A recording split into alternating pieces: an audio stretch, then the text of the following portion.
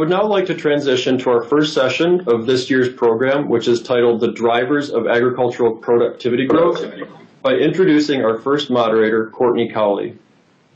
Courtney is an economist with the Federal Reserve Bank of Kansas City who focuses her research on developments in agriculture. Courtney, at this point, I will turn the program over to you. Thanks, Nate, for the introduction and for getting us kicked off and setting the stage for this year's symposium. As Nate said, my name is Courtney Cowley, and I am an economist focusing on the agricultural sector. I work with the team in Omaha and I'm based in Oklahoma City. It is my pleasure to moderate the first session of this year's symposium. This session will explore the overarching factors behind agricultural productivity growth, barriers to growth, and insights into how productivity may evolve in the years ahead. As Nate mentioned, we would like to ask for your input on the topic of productivity before transitioning to our first speaker. Please take a moment and submit your response to the following question. In the coming years, will productivity gains in agriculture be faster or slower than in the general economy? As a reminder, while you are responding, all of the materials for this year's symposium are available on our website, and you can access the website using the link on the player page. You can adjust your view using the selection in the upper right-hand corner as well. As an additional reminder, as Nate mentioned, we appreciate any comments that you might have related to your polling response. Comments help us better understand what we were seeing in the data and also what's going on in the general agricultural economy as well. With that, I'd like to thank you for taking time to respond to the first polling question. And I hope you're able to join for our closing discussion tomorrow for a recap of the polling question and results. Now to get started with the discussion for this session. Our session 1 speaker is Philip Pardee. Philip Pardee is Professor and Director of the International Science and Technology Practice and Policy, also known as INSTEP, Center at the University of Minnesota, and Director of Global Research Initiatives for the College of Food, Agricultural, and Natural Resources Sciences. Philip is the author of more than 400 books, articles, and papers, and his career has focused on enabling data-driven innovation in the food and agricultural sectors worldwide. Philip, the platform is yours. Thanks very much, Courtney, and thank you to Nate and colleagues for inviting me to participate in this symposium, which is on a topic that's been dear to my professional heart for the last 3 decades, and so pleased to be here today. I should mention that a lot of my work is done with while I'm based at the University of Minnesota. A lot of my work is done in this area with a colleague, Julian Alston, at UC Davis. So next. What I plan to focus on in my brief time today is to sketch, from my perspective, my views on the patterns, causes and consequences of ag productivity growth. Key question up front is, has the pace of US agricultural productivity growth changed over time? And if so, how? And I'll briefly also touch on comparing the long-run patterns of farm versus non-farm productivity growth, which Nate mentioned. Diving deeper below the measures per se to look at what are the main drivers of ag productivity growth, I'm going to focus on 3 areas. One, agricultural R&D spending and the stocks of research knowledge that arise from accumulation of that spending over time. Look, relatedly, the issues of waves of technological progress, and particularly focus on this notion of innovation clusters in agriculture. And again, another related factor is issues related to the structural transformation of agriculture and its role in the with respect to productivity growth. And I'll briefly wrap up with some implications of what I present and a brief look forward. So next. So measuring productivity is a hard thing to do, and so what we know about productivity is not without question, and not everyone agrees on the basic facts. There are also different measures of productivity, as displayed on this slide. There are so-called partial measures of productivity, and one of those is crop yields, where we're measuring the specific output of a given crop relative to the land planted or the land harvested of that crop. Other partial productivity measures are land productivity measures, where now, rather than the output of the specific crop, we're looking at the output of agriculture in total, that is aggregate output, relative to the land used in agriculture.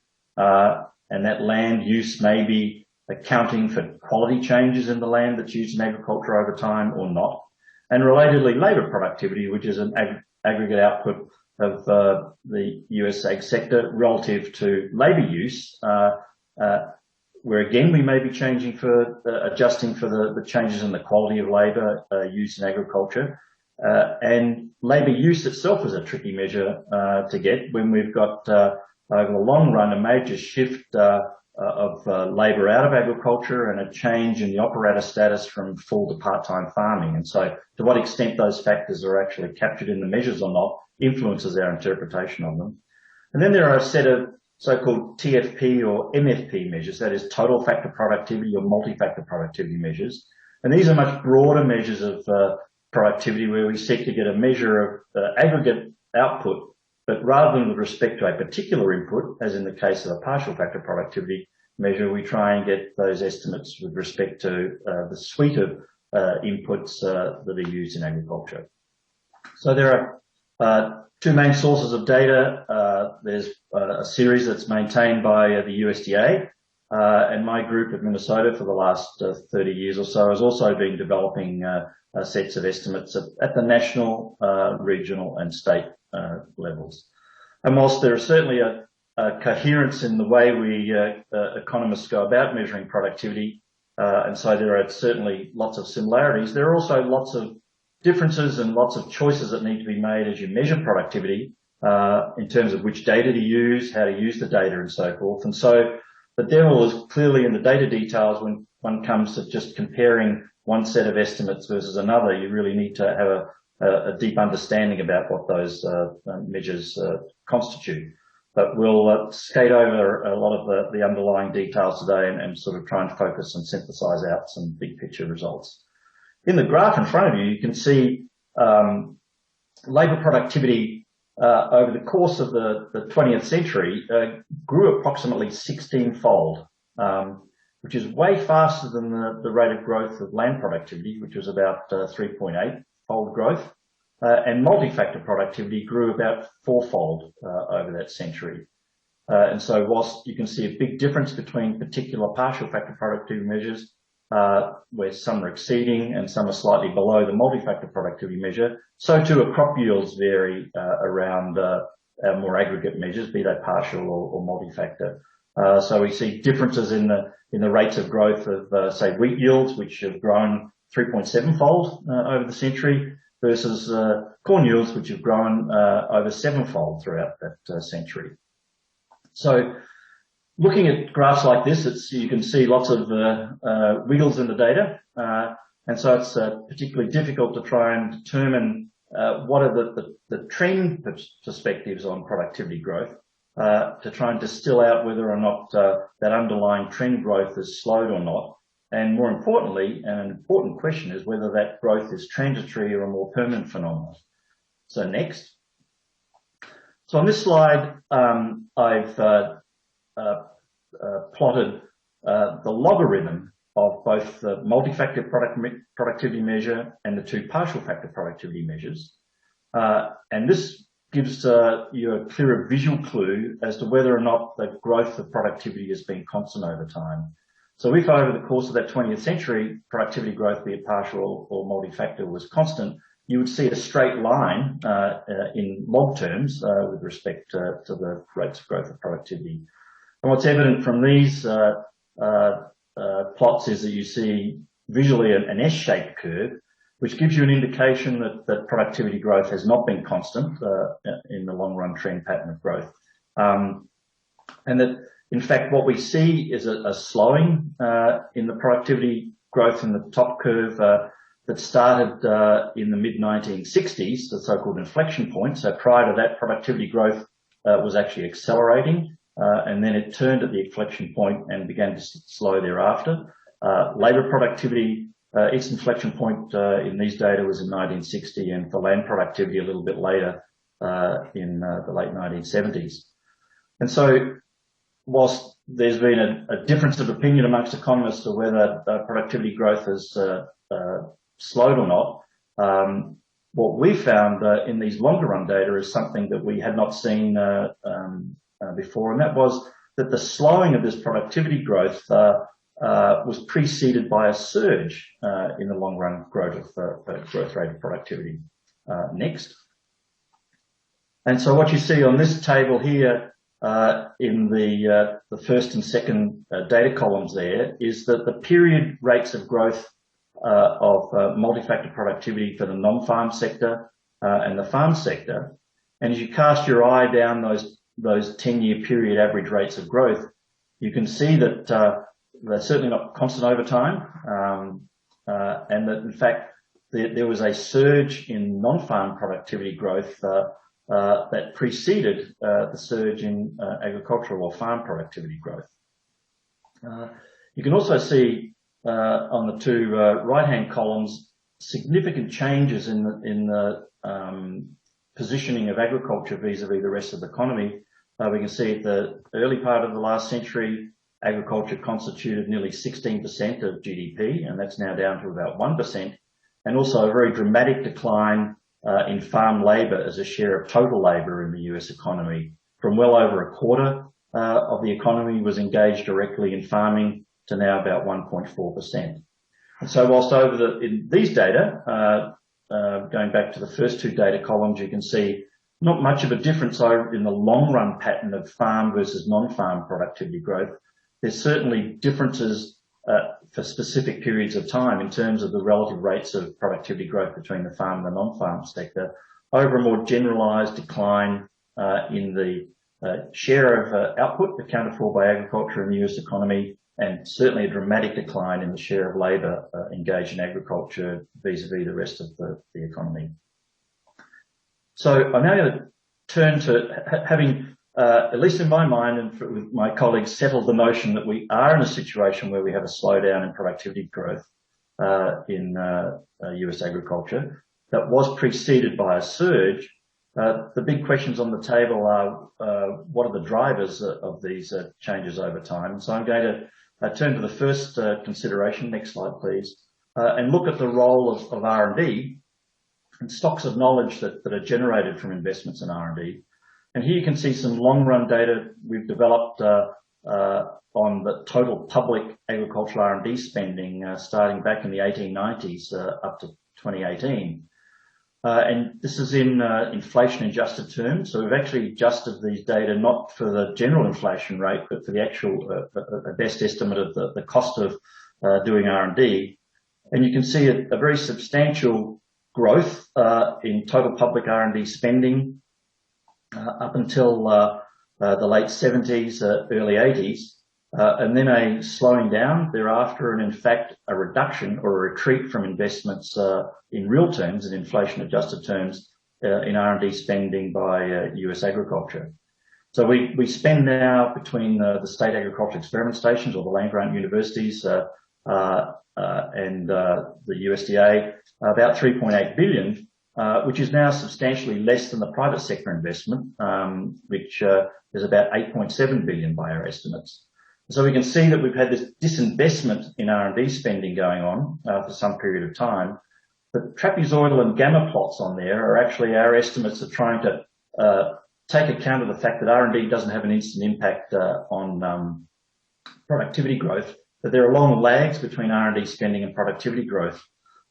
If we saw a close pattern in terms of the spiking of those R&D stocks vis-a-vis the productivity trends, it would point to R&D being a direct source of the surge slowdown phenomena, which is not something we reveal in these data. Next. What we did turn our attention to is to some of the perhaps consequences of this R&D spend. So one of them is with respect to the technologies that embody the fruits of R&D spending. And what these graphs represent is the time path of the adoption of these sets of technologies, be they mechanical, chemical, or varietal adoptions, or more modern genetics and precision ag technologies. And the important point to take away here is that there is a complex timing between the R&D spend, the embodiment of these innovations in technologies that are then adopted by farmers. And these processes take long periods of time, decades, to play their hand out. And so as we looked at the data again, we could see some association between the timing of the paths of these technology waves and the surge slowdown phenomena that I pointed to earlier with respect to multi-factor productivity growth. But it wasn't a tightly tied relationship with respect to the timing of the productivity change vis-a-vis the timing of the technology paths. Next. What did show up in our analysis was something that we didn't actually expect when we started, and that was to think about the implications of the R&D spend and the technology change with respect to the structural change in agriculture. And here you can see some long-run patterns of changes in the number of farms, the number of labour years used in agriculture, where we're accounting for the shift to part-time farming and the shift off farms in labour use in US agriculture, and changes in the land in farms in US agriculture. And you can see that labour use has started to decline from the early 20th century and continued throughout the century.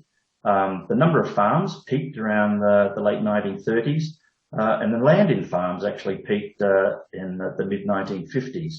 And so from some statistical work we did, we found a very strong association at both the national level, at the USDA regional level, and at the states as well, that showed a fairly consistent relationship between the acceleration of farm productivity growth and its deceleration vis-a-vis the rate of farmer exit, which enabled the consolidation of farms into larger and more specialised operations, was a major driver of the productivity growth that we see in US agriculture.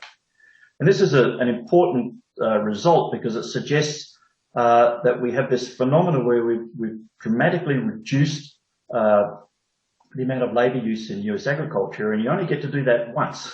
So where we go from a position where a quarter of the economic labour used in the economy is used in agriculture to down to 1%, we may well get a continuing decline in the costs of labour, but the amount of labour in agriculture is unlikely going forward to reflect such a dramatic drop going forward as we saw in the past. So just in my final few minutes, next slide, I'd like to turn to some of the implications of what we find here. So whilst clearly technologies that embody R&D enable these structural changes in agriculture have played a very significant role in understanding these long-run structural trends in productivity growth in US agriculture, there is a concern amongst many that we've run out of the technological wins. I'm a student of technology for a long time and innately and hopefully a data-driven optimist with respect to the role of technical change in US agriculture. And whilst we've had these substantial waves in terms of mechanical, chemical and biological technologies, we certainly clearly haven't run the course with respect to being smarter and better at how we use those technologies and the technologies themselves. And there's certainly a whole slew of digital and data technologies that are just starting to introduce themselves into agriculture. You could see from the earlier slides on the adoption of technologies, there's new technologies with respect to auto steer technologies, variable rate technologies and so forth, that are just finding a foothold into agriculture and still got a long way to go before they play their hand out. I think another significant concern is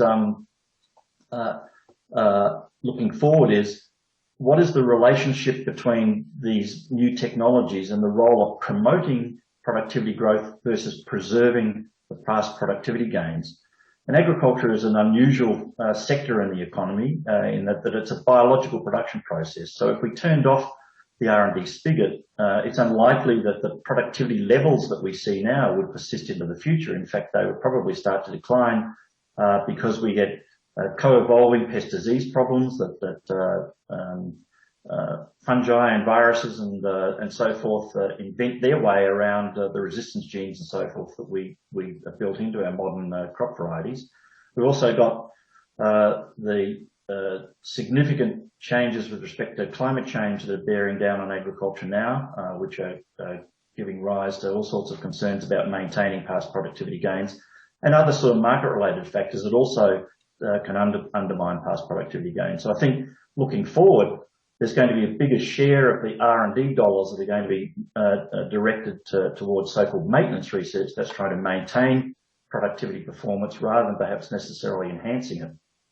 And that doesn't mean that we are not being productive with respect to R&D spending. It's just the realities of that biological production process that we have to tend to maintaining productivity rather than increasing it. One of the things I'd like to mention is up to now we've been talking about these productivity shifts, say at the national level, in a very, I'd say, aspatial way. So those farmers listening, or those most listening heavily engaged in agriculture, know that location is really important with agriculture. So where you grow crops and how you grow them and when you grow them really matters. Myself and some colleagues did some work a few years ago to show that in fact agriculture is very physically mobile over the landscape. So if we took the geographical pivot point of where corn production takes place, it turns out that the average corn plants moved nearly 280 kilometres north and about 340 kilometres in a westerly direction. And that movement has big significant consequences for the environmental impacts, the location, the climate and weather impacts that hit that crop plant. And so our estimates are that approximately 16 to 21% of the total growth in corn output in the 20th century was due to changing the location of production. Now that location was enabled by R&D and technical change with shorter duration varieties and so forth, but that change in location itself speaks to issues about to what extent do we have the degrees of freedom to move agriculture in the future as technical change enables and as climate changes and so forth demand. I think there's, looking forward, there's a significant amount of regulatory and IP headwind with respect to the food and ag sector that perhaps wasn't there in the past with respect to the generation of impacts of technical change. Given that over 2/3 of the R&D is now done by the private sector, how we enable access to data that's proprietary, or even data that's sensitive data from farmer data and so forth, to unlock the potential for agriculture going forward, I think is an important consideration. And there are certainly now clearly public and private regulations that are shaping the trajectories for technology. I mentioned the productivity growth with respect to climate change, not only having an effect on productivity growth, but climate change and pest and disease also having an impact on risk of agriculture. And so I think looking at the technological potentials going forward, trading off growth versus risk mitigation is an important aspect to worry about. And just finally, in my last few seconds to wrap up, I think underlying all of this, as we put up in the earlier slide, is a major concern I personally have with respect to the disinvestment in the public sector with respect to R&D spending that's been going on, a shift in the R&D spending away from productivity maintaining research. So we're now less than half of the R&D we do has got anything to do with maintaining productivity. And there's been a big shift in where in the world R&D spending takes place, such that the US has lost a major global market share. It used to account for around 21% of the total R&D spend in the world in food and ag, and it's now down to 14%. So I think there are warning signs here with respect to the international competitiveness of US agriculture through its previous historically strong productivity performance with respect to these underlying R&D trends. So thank you very much.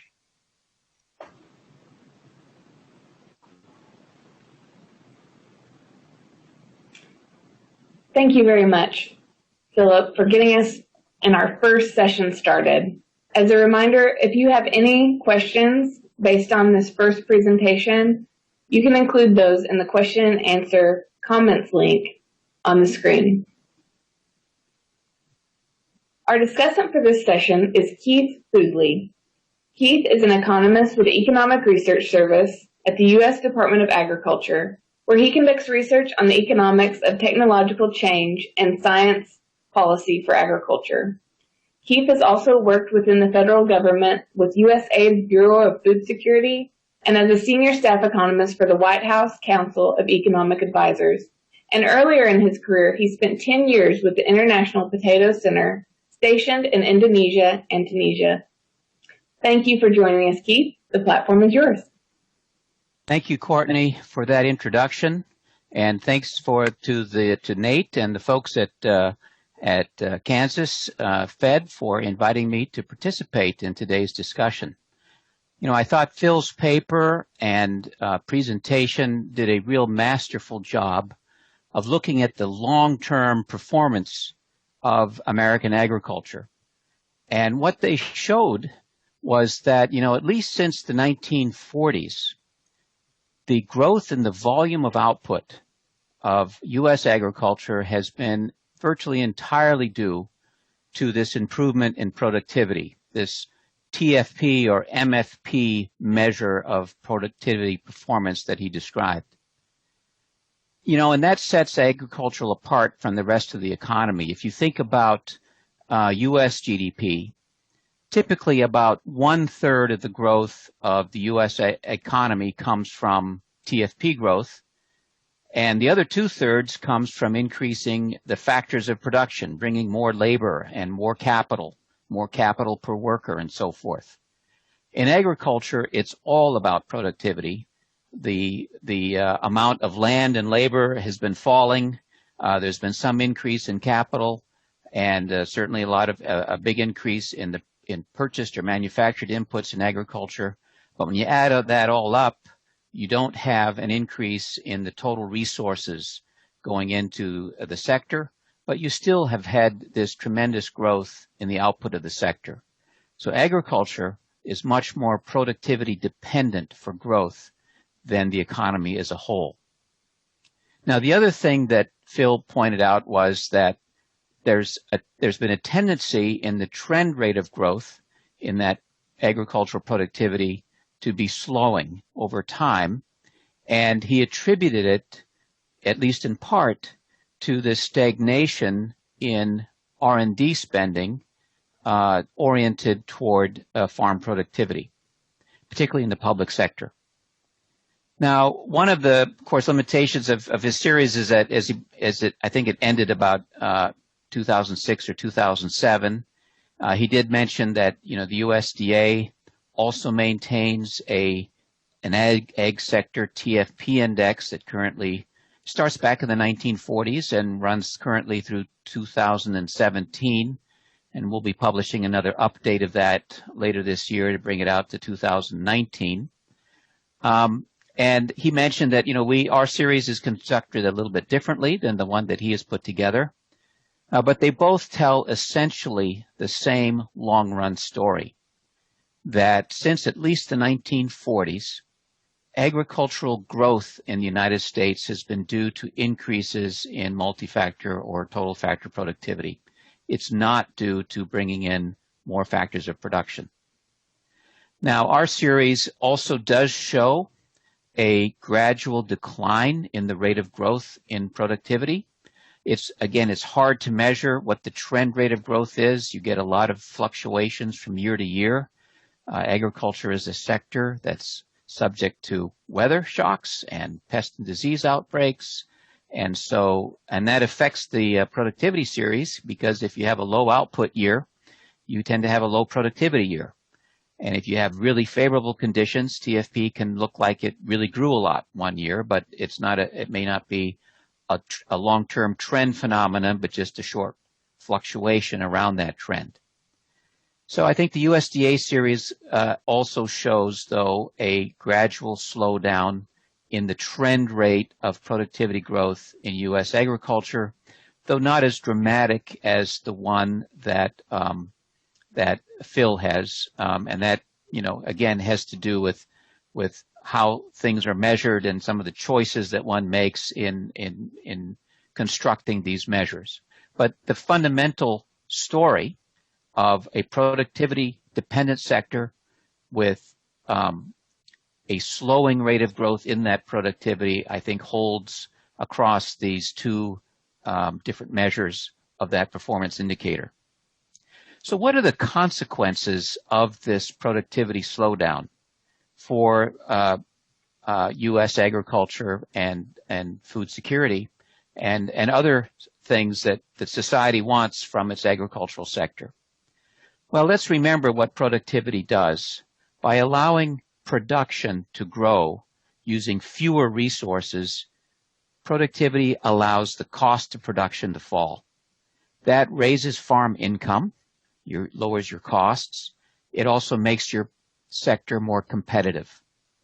Now, over the long term, some of those productivity gains tend to get passed on to consumers in the form of lower priced food commodities or agricultural commodities. And so the users of those commodities, the consumers, the agribusiness, they benefit from this more abundant supply at lower price. Now, that also has significant consequences for trade competitiveness, because if it allows, if we can offer our products at a lower price, it makes us more competitive in global markets. It also reduces the pressure, both in the United States and globally, to expand the environmental footprint of agriculture. It reduces the pressure to use more land, water, and other resources in the sector. And I think this is probably an underappreciated consequence of agricultural total factor productivity growth, is that both in the United States and globally, it has served to reduce overall the environmental footprint of agriculture. That if we look at land use, water use, greenhouse gas emissions, nutrient loadings on water resources, rates of soil erosion, these have all fallen relative to output. And so the amount of these environmental resources that are being consumed per unit of output is declining. And so if we face a slowdown or an absence of growth in productivity, we also face consequences that agriculture's environmental imprint may grow over time. So those are just some of the consequences I wanted to put out there as to why productivity continues to be important for U.S. agriculture and why we should be concerned about the potential of a slowing rate of growth in this sector. So with that, Courtney, Courtney, let me turn it back to you. Thank you. Thank you very much, Keith, for your comments on productivity growth and your response to the paper and the presentation from Philip. Again, if you have any questions based on Keith's comments, please include them in the question and answer link on the platform. Now we'll transition to comments from business and industry representatives on this important topic of productivity. At the Fed, we really value our interactions with business and industry professionals throughout the agricultural sector. They often provide unique perspectives based on their experiences as farmers, agribusinesses, agricultural bankers, and I think that's a part of this agricultural symposium that's very unique and extremely valuable as we think about productivity in agriculture or even the state of the agricultural economy. Therefore, I'm very pleased to introduce our first industry panelist, Larkin Martin. Larkin manages her family's row crop operation in Cortland, Alabama. She is also chairman of the board of Cervico, a cotton ginning and agricultural services business located in Cortland. Larkin also previously served as a director and past chairman of the Federal Reserve Bank of Atlanta Board of Directors. I'll turn things over to you, Larkin. Thank you for being with us today. Thank you, Courtney. I want to start with a caveat. I am no economist. I am a history major turned farmer. So my observations today are going to be anecdotal, like a sociology lecture where the professor says things you already knew, but you find reinforcement of your own observations. And you've already mentioned it, but it's important to say I'm a row crop farmer in the Southeast, not in the Kansas City Fed District. Our crops today are cotton, corn, soybeans, and wheat, and we periodically try others. We've got some canola right now. We've recently tried peanuts and sesame. So all commodities, but we raise a wider variety than the corn-soybean rotation typical in much of the middle of the country. We have very little irrigation and we farm a lot of highly erodible land. So my observations are going to come from that point of view. We do not have livestock and we do not raise fruits or vegetables. I asked Nate Kaufman how he wanted me to tackle the topic of agricultural productivity, and he encouraged me to focus on what we're investing in today and what we are looking at for the future and how we go about making our adoption decisions. So that's not a 10-minute topic. What I'm going to do is throw out a series of sweeping statements or opinions worthy of my liberal arts history major, and I hope it will trigger questions or follow-up discussion. So I try to think, what are we broadly focused on today on our farm? And I sort of lumped it into 3 categories and then a fourth that covers all of them. First category is, and this is just, farming is a business, we all know that, so we're understanding our costs, both our direct costs and our overhead, and we try to make the best decisions we can about adoption of anything new to manage risk and improve margins in the long run. So understanding our costs means we're always looking for better information to make better decisions, better business decisions about risk and margin.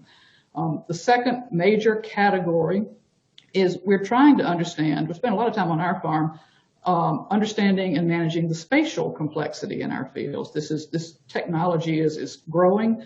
It's an emerging capacity between the machines and sensors that agriculture has today. And so we're working hard, and it's a constant improvement effort to try to place our crops and inputs carefully, accurately, and where they're needed. And then combining those two things, we're trying to figure out how to best tackle these tasks between using on-farm management and labor and outside services. It's an that problem is ever-growing challenge in 2 directions: the skills to manage the complexities of today's technical demands by management or even by operators. Machinery operators are highly skilled with today's machinery. And the willingness to live in rural America and work the hours needed, it can be hard to find. All of those things are overlain by data management. I know there's a data section coming up next in the symposium, but I couldn't think about adoption on our farm without thinking of the importance of data management to decide what to adopt or how to adopt all the technologies that are available today. So to do all 3 things, we have a growing amount of data, and we're struggling to turn that data into information to help us do things differently. Understanding our costs. Let's go back to the first big category. Understanding costs requires a marriage of accounting information and field record keeping. And what it really needs is a farm-focused enterprise resource planning system, an ERP system that's available in industry, but not so much for farms. The closest analogy I can come up with for the complexities that the farmer manages is that of a doctor. A doctor has to make decisions on patient care after analyzing all kinds of information. They've got x-ray, they've got lab tests, they've got physical exams by sight and sound. They have conversation. They have to remember the efficacy of treatment options, the availability of treatment options, the insurance reimbursement rates, et cetera, et cetera, et cetera. Well, farmers have to manage a longer list. The information available today, financial information, spatial information, boundary information, sensor information, and then use it to make decisions is both an opportunity and a huge frustration. ERP systems, they have the standard components, but they need to be individualized for businesses, and farms, even in the same region, are different. And so they have different business structures, different facilities, different machines, different land assets. So the software developers, the ability to build a one-size-fits-all system is enormously difficult.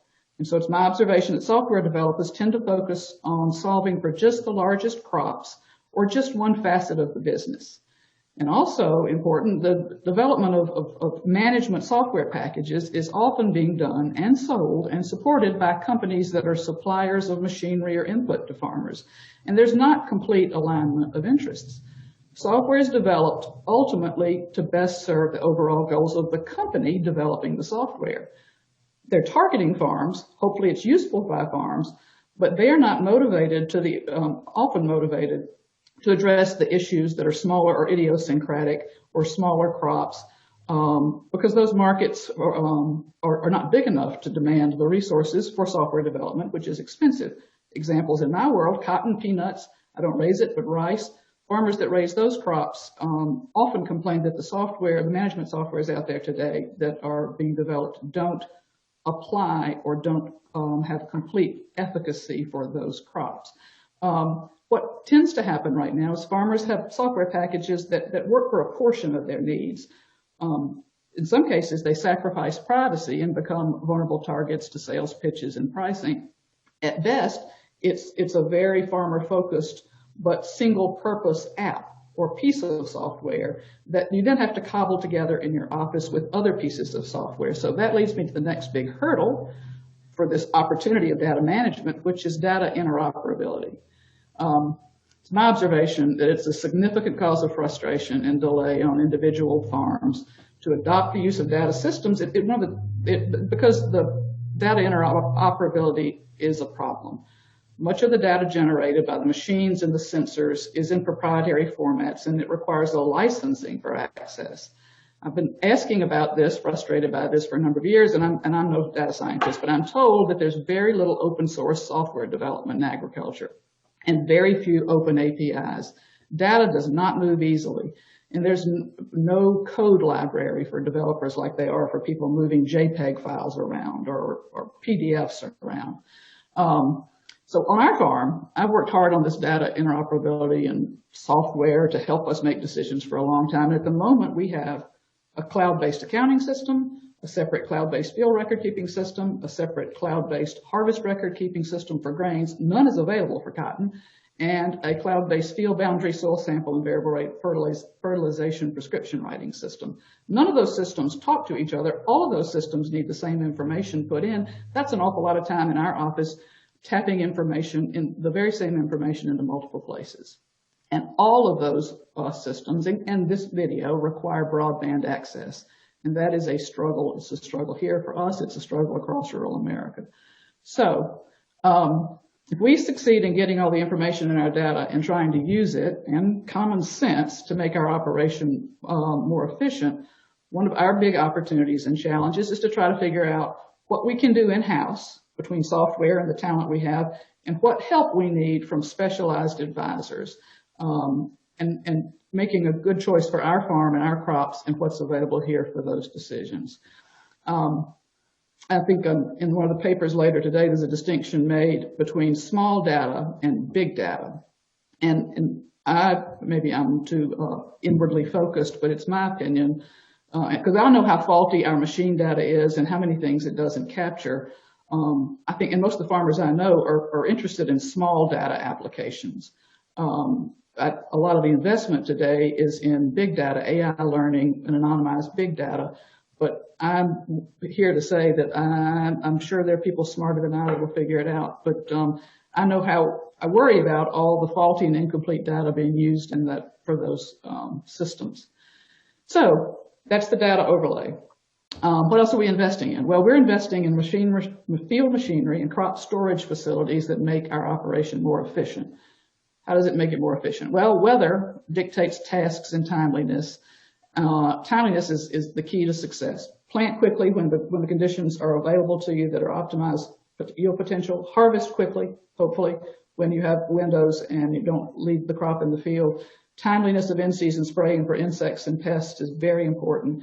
And understanding spatial variability and managing whenever possible. All of that's done today by an increasingly sophisticated set of machines.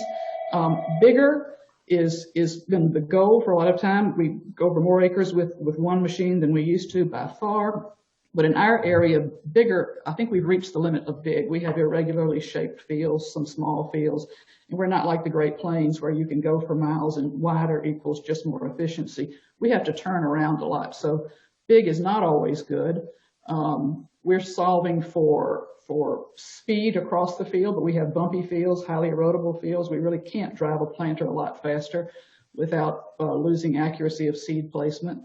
And so understanding those components, analyzing when and how to invest in a new device in the field, how it could save money, how and when it will replace labor, which is always something that we try to think about, is a big part of our adoption. What technology is available and what we can afford, where the return might work for the adoption of something. Some of these machines are so expensive they are prohibitive. Maybe a service provider would have them, but the service providers in our area are not typically leaders in investment in some of this stuff, so it's not available for us. That's going to differ across the country as to whether the technology is available to a farm.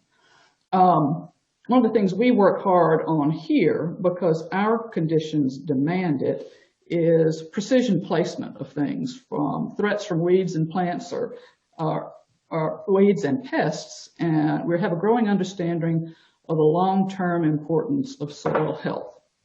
So this equipment that allows us to focus on spatial variability is where we are.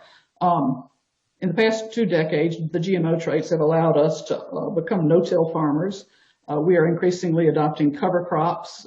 They help us decrease erosion on our soils and increase the organic matter, which was depleted during our years of tillage, but they are complicating our planting and they invite new pest problems. The GIS technology allows us increased machine accuracy. It is simple and efficient to do something to a whole field, and a lot of the productivity adoptions and gains in the middle of the last century probably came from doing new things across whole fields well. But spatial variability requires a lot more management. We've saved money doing that. This year, our difference in spending went from 75-20 an acre on fertilizer to 34-48. Our field machines, well, let me skip on down. I'm going to go too long here. I see my Courtney? Yeah, Larkin, I'll have to interrupt you since I have to keep us on time. But Yeah. if there's anything you'd like to quickly say to wrap up before we move on to our next panelist. I'll go quick. I'm sorry. All right, labor. It's a challenge in 2 directions: the skill to manage today's technical demands of management and machinery operators, and the willing to work the hours. Whether you solve it in-house or with advisors is one of the big decisions. What's coming? We all know there's things coming: CRISPR, biologicals, robotics, supply chain opportunities of blockchain. All of it's going to take more data management, more skills in rural areas where skills are sort of hard to recruit. I'll wrap it up that way and then wait for questions. Well, thank you very much. I know that we ask a big thing of industry panelists to get everything in 10 minutes, but you did a great job, and I look forward to hearing more from you in our Q&A session. Thank you so much, Larkin. Mm-hmm. So our final panelist for this session is Kimberly Radcliffe. Kimberly is the manager of Caney Creek Ranch, a diversified ranching operation located in East Central Texas, and the owner of Farm to Freezer Meat Company. She is also the founder and president of the 100 Ranchers Incorporated, a community-based organization that serves ag producers who are dedicated to working together to promote agriculture. Thank you so much for joining us today, Kimberly, and the platform is yours. Thank you. Thank you for this opportunity to speak today. I will just reiterate, yes, I am from a family operation. I came home in 2007 after leaving Bloomberg, a New York City financial information company, to create generational wealth at our family business. One of my main goals here is to work with my family to expand our business line, institute best practices, and hopefully be resilient and efficient in those best practices, and strongly contribute to our local community. Here on our ranch, we produce Sarbay cattle, and as she said, I sell to local consumers here. But one thing I'm going to concentrate here today is concentrating on the barriers, especially the barriers of the underserved agriculture community.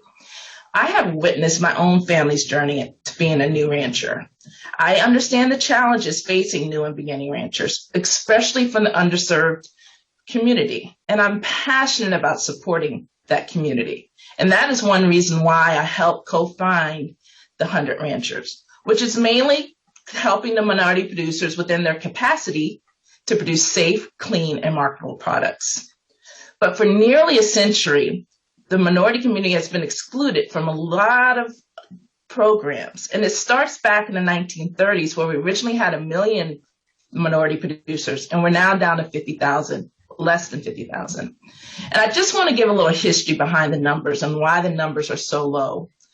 We have to remember when the dust storm and the Depression hit in the 1930s, the minority producers were not at the table. So since we were not at the table, we weren't able to implement some of the capacities that we had during that era. And I do understand during that area that the farming was definitely challenging, as it always is. But if we were on that table, then our issues were not at the table at all. So over the last 100 years, more and more farmers have been interested, minority farmers have been interested in farming. But there have been some improvement in the barriers, but they're still facing some barriers as we exist. Of course, there's always acquiring land, purchasing equipment, and even establishing conservation plans. And all that requires credit. However, if you look at some of the surveys that USDA put out, especially USDA that ERS survey put out, the production between minorities and producers are very largely discriminatory. So, for example, colors represent 17% of primary producers, but only account for 8% of the agriculture debt. This data confirms that there's a credit gap issue within the private sector. Now, private and federal agencies have to conduct social disadvantage research, and they have to, but it's unknown on what that research kind of comes out to be. So the Farm Credit Administration regulations require the Farm Credit System lender to prepare market plans and include specific outreach actions for diversity and inclusion. So recently, the USDA has passed a Farm Color Act, which addressed many of the issues USDA, including aiming to pay off federal loans, expand land access, and opportunity for historically underserved farmers of color. However, the Farm Credit Administration does not require lenders to use specific lending goals, nor do they hold accountability of expanding opportunity for underserved farmers. Socially distant farmers and ranchers producers generate a very small part of the agriculture sales. Serving a measure for repayment, lower farm revenues cannot be perceived. So a lot of times, private lenders use financial risk for loan repayment. But you have to remember, we are a very small aspect of sales. So socially disadvantaged farmers may also have more difficult in keeping revenue documentation, as mentioned before, which also serves as a criteria for farmers to repay loans. So socially disadvantaged producers may most likely have difficulty obtaining agriculture credit due to limited credit history with agricultural lenders, including the Farm Credit System Association, which uses credit worthiness to assess their probability and repayment options. So the new administration passed the Justice for Black Farmers Act to address some of the barriers and capacity issues by providing grants and loans to improve land access and establish racial equity commission, a commission to address systematic racism within USDA. Private lenders typically do not have that qualifiable information on agricultural lending for socially disadvantaged farmers and ranchers. This irregularity of information makes it difficult for the task of properly assessing barriers. Allowing current prohibit data to be collected would not only increase the transparency and accountability, but would also help researchers better understand the potential discrimination risk. Consistently missing the policy development conversation are the social disadvantages of the programs that they're supposed to provide. So what I'm trying to say, the policies that are, if you don't have the social disadvantaged people at the table, then there's no way to get the programs that are within our capacity. Another issue is airland. So we have all this property, and we do not African Americans are known not to have the land passed down in traditional form. They do it informally. So when that's informal, passed down to generation, then you cannot use your land as collateral. You cannot attain a farm number. You cannot develop farm operations over time. So this issue needs to be addressed. So in 2018, the Farm Bill established an air property retention program. The program directs FSA to accept a varied form of land title documentation so the landowners can obtain a farm number, which needs to be eligible from farm programs. So that is one barrier when it comes to, I'm talking about a lot of barriers when it comes to financing side, and I know we talked about technology, and the reason why I'm concentrating on financing side when it comes to the underserved community, because it's hard to do anything else if we don't have the finance. So a lot of these barriers are within the financing opportunity for minority producers. Supporting minority producers and ranchers by assisting the gain of access and assets needs to come in multiple forms. So we can do it through government, we can do it through civil society, we can do it through industry, and we can do it through academia. It can take many forms. It can go policy, it can go bank loans, it can go non-governmental programs, it can go health insurance, it can go college support, and even through our extension services. Well-designed assistance can only help individuals, but it can also begin with transforming political economic structures into an enabling environment for sustainable minority farmers.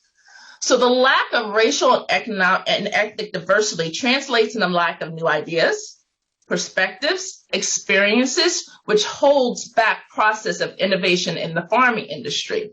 A solution is to collaborate to provide educational and leadership opportunities for young people for all racial and ethnical identities. Developing federal policy and implementation programs and extending each research within agriculture communities. This will ensure that the next generation of agricultural professionals will more be representative of what America looks like as a whole. The fact that communities of color are not well represented in agriculture is not because they aren't interested. It's often because they don't have access or exposure starting with an early age. As a result, many young people don't even know agriculture professions are an option for them. Diversity on policy decisions lag in agriculture community from the top. The industry needs to look more like the demographics it feeds. Just as a farmer understands the value of a diversification of crops, the industry as a whole needs to make sure that minorities are at all levels of decision making. So let me just say, there are many different individuals here listening to this presentation today. And I want everyone that think about collaboration on barriers that prevent people of color in agriculture and create a platform to support diversity and inclusion within the agriculture community. By initiating this conversation, we will ensure that agriculture will better reflect our population by identifying resource gaps, providing support for businesses to grow, supplying connection to connect markets. These action steps will hopefully help create an economic opportunity for farmers who have often been marginalized. Achieving more complete inclusion in agriculture will not happen overnight, but as recent growth in minority farmers demonstrate, it is expected to be a trend and accelerate. So one thing I will say, if you are involved in this discussion and you don't have people looking like myself and the other young lady that was on this call, then I will say you probably need to open your table a little bit more, and you need to include us and understand our barriers so we can actually change the environment of agriculture. So I appreciate it and thank you.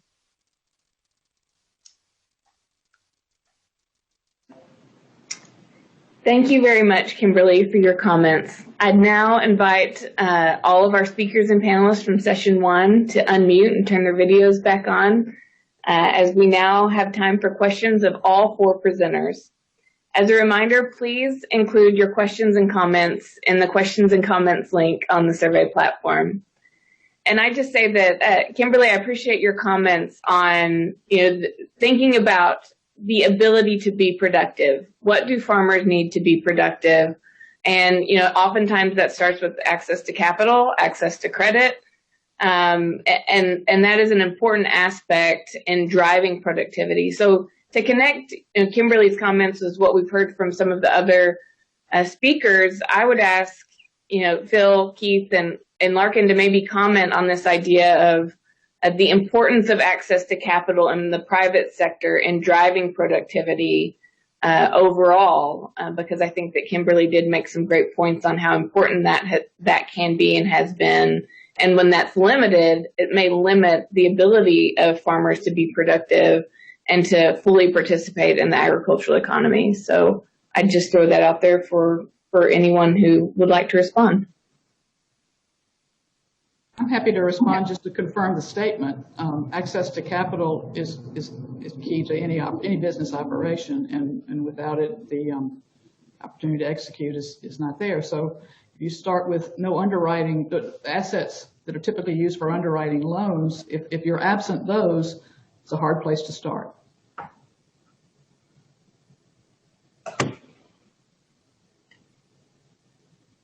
And I might just weigh in there a little bit, Courtney. I think, the kinds of sector level productivity growth that Phil was talking about, is really, that's although a lot of the technologies are coming out of laboratories at universities and in private companies, the productivity occurs when those innovations get adopted by farms. And and what we see across time and over space is tremendous variability across farms in levels of productivity on who adopts first versus who gets, first access to those technologies. And, the first adopters are often at the greatest advantage in being able to reduce their costs and increase their productivity. So access to technology, getting it in a form that's suitable for, your farm operation, that's sort of accessible not only to large farms, but medium and small size farms, and other kinds of diverse operations. That's essential so that we have a productivity, so that we can have a system of agriculture that lifts all ships, that brings all farms along. Because so long as if there are farms that are being left behind in this process, that's not only sort of pulling down the industrial average, but it also then puts those farms at greatest risk of being forced to exit the sector if they're not able to keep up with where the rest of the industry is going. And I'll agree with that. I think a lot of things is the word I use a lot is looking at each capacity, because I look at a lot of the minority producers and what is their capacity, and you have to look at their capacity to actually be able to see what kind of technology they can use, because a lot of times they don't have a lot of capacity. So I keep saying, see it at the table. That is like my favorite thing to say is even when it comes to technology, you need to have someone from the minority aspect of it, underserved community, to be at that table to say, hey, this is just my capacity. How can we do technology for me? Because a lot of the technology is beyond what we can even do for our small operation. In and outside the minority community, farming in general is family-based still. And so families come in all forms and sizes, and there are all sorts of capacity limitations and abilities depending on the circumstances of any one of them. So many of and I've tried to make this point, probably not well, but so many of the advancements are designed for scale, and they're designed, and so if you are smaller or limited in your ability to manage the technology, either financially for the investment required or in the complexity of it, it's very difficult to adopt it. And the smaller or more disadvantaged or the starter farm of any sort faces many more barriers than the scaled and well capitalized farm for adoption. And then you add personality and talents, and then what surrounds that farmer with service providers that might supplement or the lack thereof. And we do have some. Oh, go ahead, Phil. Picking up on both Kimberly and Larkin's comments, when we talk about capital, the instinct is to think about financial capital and physical capital, but I think both of them remarked on human capital, and that investing in skill sets going forward may well be a key unlock to thinking about how those physical assets, that machinery and those complex spatially determined farming operations can unlock their potential.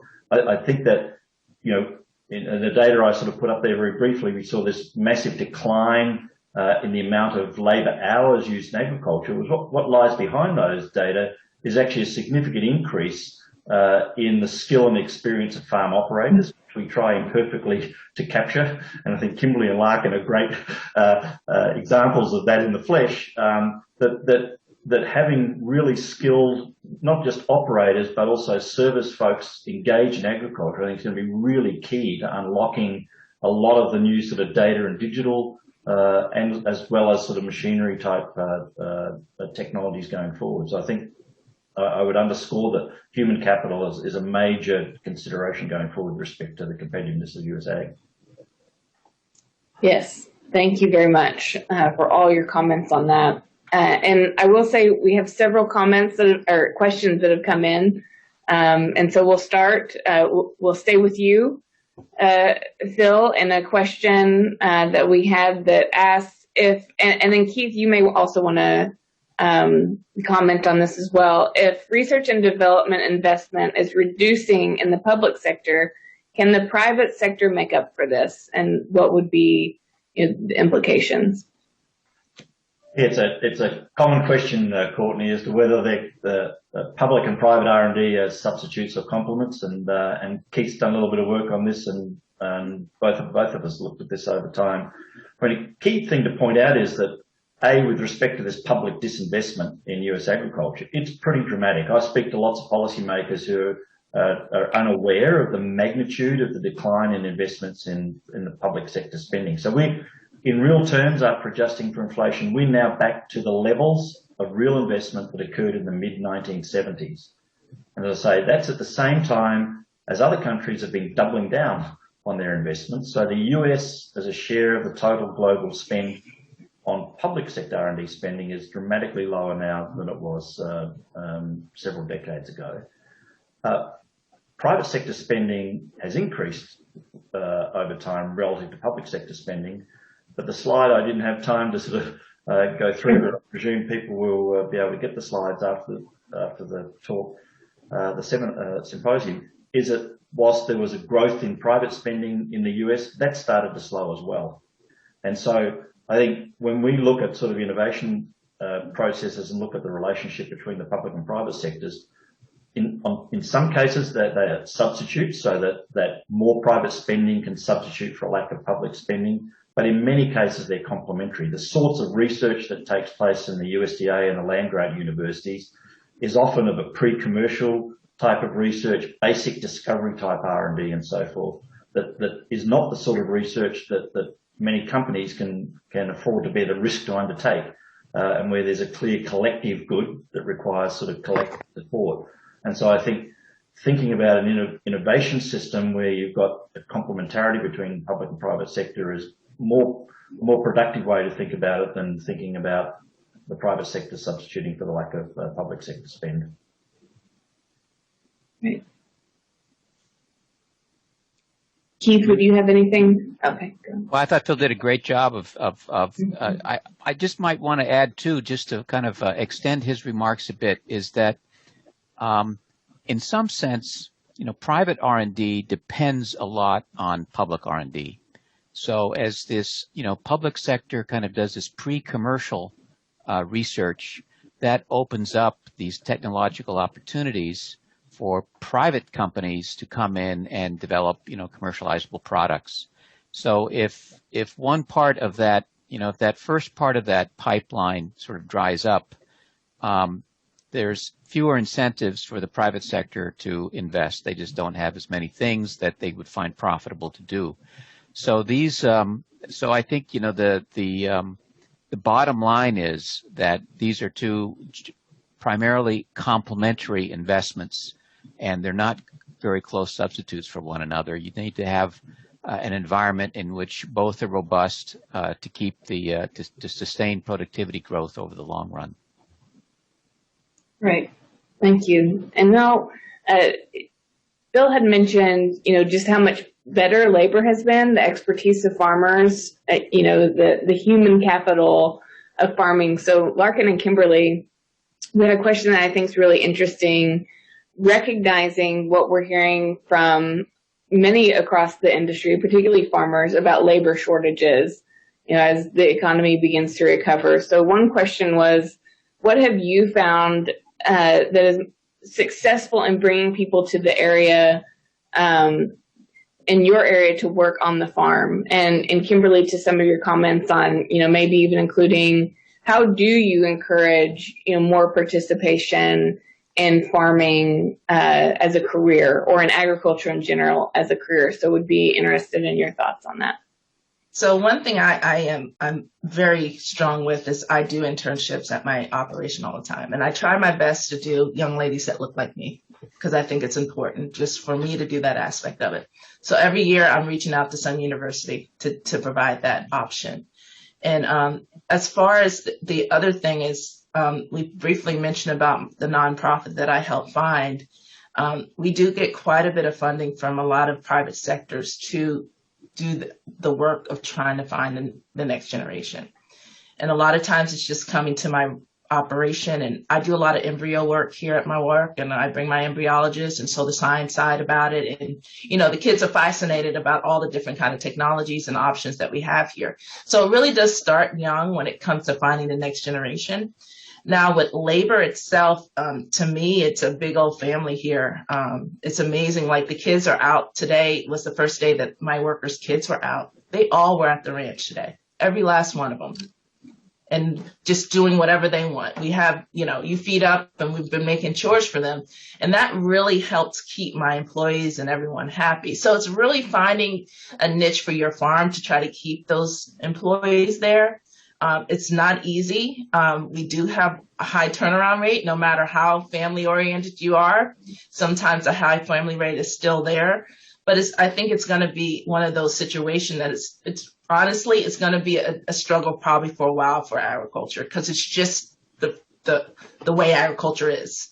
It's a hard solution. So it's just the beast we're in. So I'll let Larton kind of expand on that. Well, it's a struggle here too. I don't know anybody that doesn't say that in agriculture. It's said broadly in the economy now, but it's in agriculture, it's been the chorus for a long time. The locations where we tend to operate are the locations that are losing populations typically. We are in an area that's industrialized, so we are competing with good factory work up and down our area, so we have to compete at wage rates that are strong. We provide full health insurance for employees, for instance, and a lot of benefits that are expensive, but we maintain longevity in some of our workforce, but just the people willing and able and interested and motivated to work the hours because they're variable and long, seasonal, all the classic stuff. We're struggling. And so as people age out of this work, we're finding younger people has been a problem. I've ended up having more salaried people that are highly compensated and expecting them to also operate machines. I think that trend's going to continue. I think the hourly percentage of our hourly workers, and we have 11 or 12 people, it's not, but the percentage that are hourly is decreasing. And for the first time this year, we've tried H-2A labor from South Africa. We had language issues when we tried from other places, but the South Africans have shown up with an attitude about a positive attitude about how much more can I do today that we've not seen locally in a long time. It's been a very pleasant experience. Now there's huge risk, I think, policy and immigration risk, and so all those things that go to the government say what you can and can't do around that it's a high risk proposal. But I could see us, current trends continuing, having a core of salaried, college educated and high school graduates and that are year round, and then a surge of H-2A labor solving our problems. Great. Thank you. Prior to the session, we had a poll question that asked, in coming years, will productivity gains in agriculture be faster or slower than the general economy? And we also asked those who responded to provide comments, and we did get one comment that I assume they responded that it would be faster than the general economy because increased demand due to income growth associated with a booming economy will drive agricultural productivity in the next year or so. So then a follow-up question to that, how have past periods of strength and weakness in the broad economy impacted the path of productivity in agriculture? And so that would be for whoever would like to respond.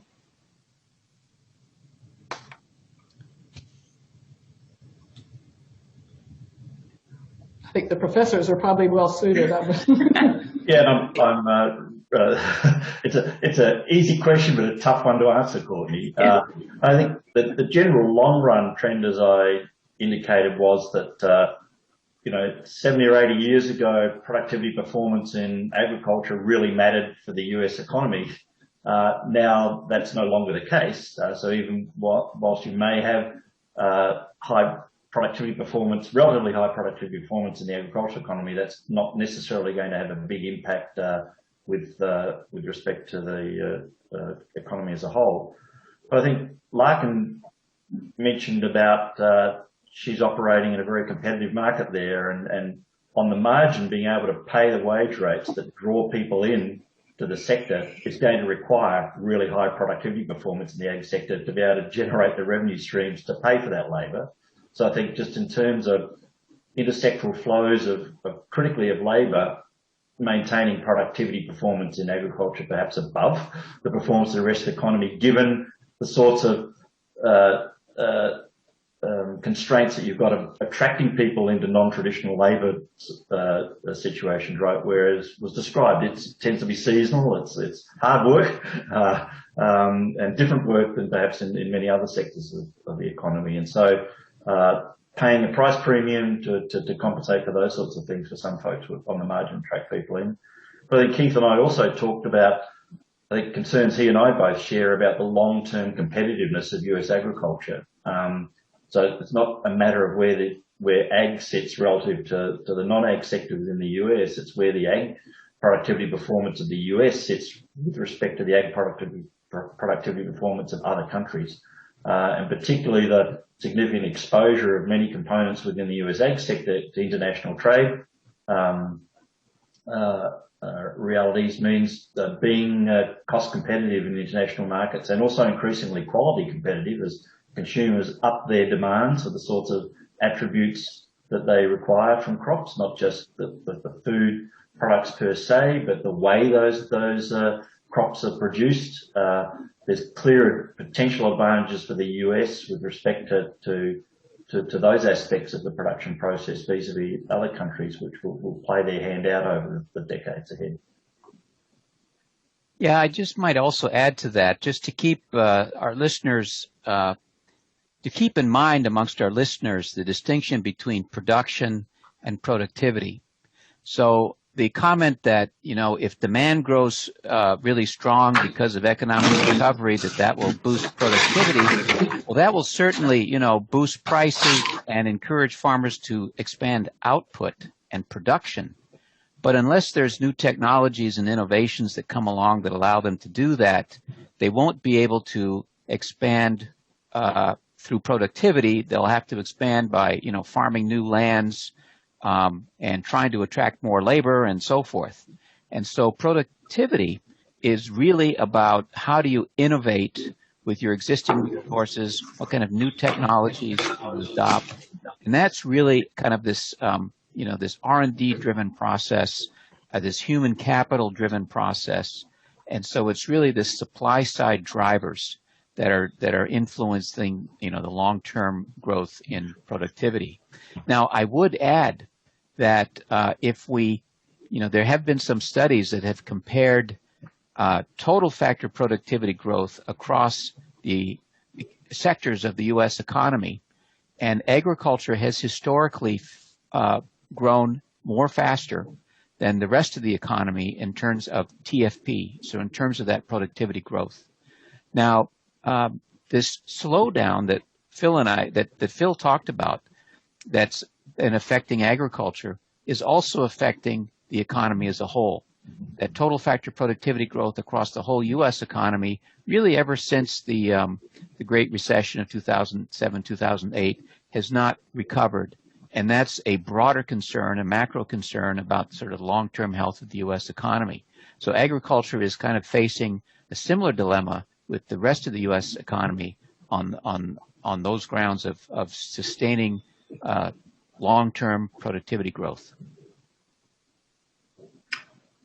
Okay, well, with that, we have unfortunately run out of time for our first session. I always wish that these could go on longer because all of your comments have just been very interesting and informative. And again, I just extend our sincere appreciation for your participation today. And I tell all of our viewers that in a moment, a question will appear on the screen asking you to rate the value of this session. And we really appreciate and value any feedback that you can have on how we can make the Ag Symposium and your experience with us better in years to come.